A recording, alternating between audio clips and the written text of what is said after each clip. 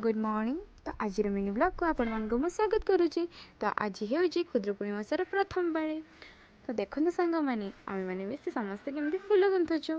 तो आपण मैंने भितर कौ कौ फुल नाम जानते प्लीज कमेंट मध्यम कमेंट करूँ। तो ये देखु दीटा पिला बस केमती खड़िक चाचुंट।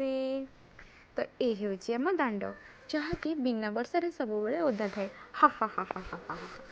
ये देखो मुझे टी आसिली हेरी। तो ये होती आम माँ मंगला एवं मुँह खोला है। तो सांग मैंने देखते आम समस्ते गाधे आसीगलु। एवं बालुका तैयारी करने को आम समस्ते चलू। तो आम मैंने समस्ते ये आसिक पहुँची गलु। ये हूँ मो गाँ पोखरी।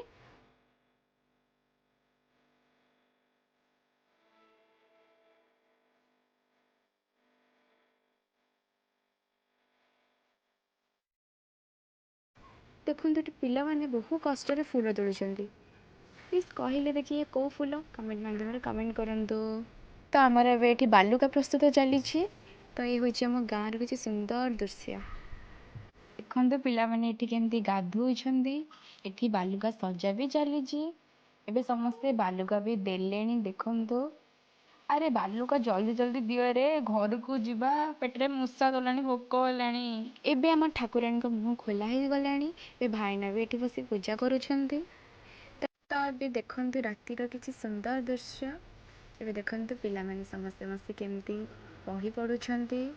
तापर देखते ये पिला माने समस्ते बस केमती दूरी काठी बांधुंट। सेपटे झुणा भी मरा है। तो सांग मैंने मो कथाटी सरला सुना फुलटी फुटिला। जदि आपण मानक मो मिनी ब्लॉग टी भल लगी please like comment share subscribe करदे।